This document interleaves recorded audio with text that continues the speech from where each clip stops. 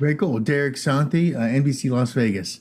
Great to talk to you both again. I think I want to start first with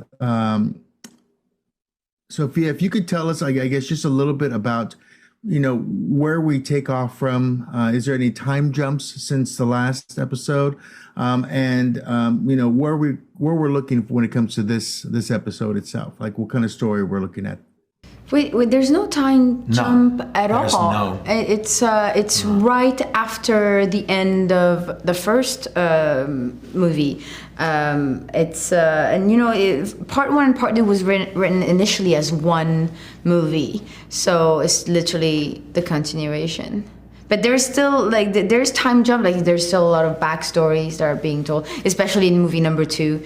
You get to go into the past, into each and every character. More of Cora also. A very tricky aspect of her past is also revealed that sort of defines the reasons of her shyness, I think, and her guilt that she is living in. Yeah. Yeah, and I think overall a difference between part one and part two is that in part two, I think the villagers in Veld, as well as the rebels, feel that there's imminent danger hanging over all of them. There's a big confrontation about to happen with the forces of the Mother World.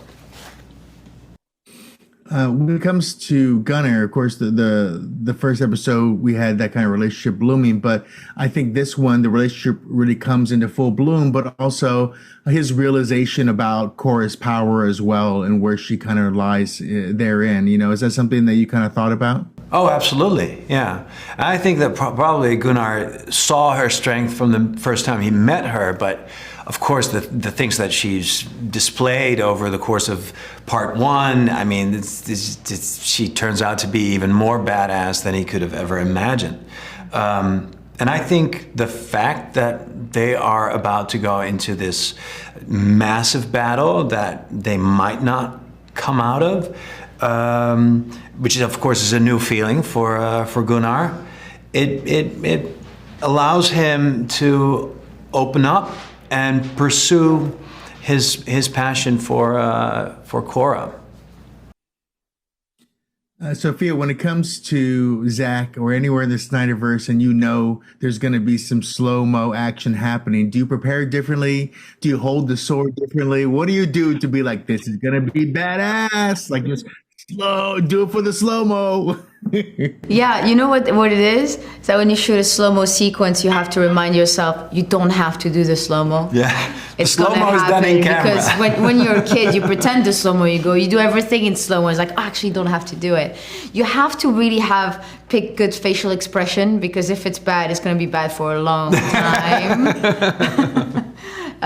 No, it's exciting. And for me, I think, having a cape, it's quite cool, and I thought the cape is going to look amazing in slow-mo, so I had so much fun just figuring out where would be a good moment, a good aesthetic moment for me to flip that cape. Yeah, but it was a lot of fun.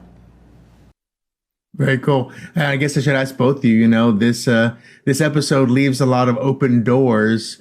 Are you going to be texting Zach a lot throughout the next year, saying, "Hey, what's happening? What's going on? Should we grab lunch or catch up or anything?" Or I plan on texting Zach no matter what for the rest of my life. So yeah, no, but it's obviously very exciting to see where it would go beyond the Scargiver. So we can't wait to see that as well. Very cool. Well, I look forward to seeing more glint in his eye, possibly to see what might come out.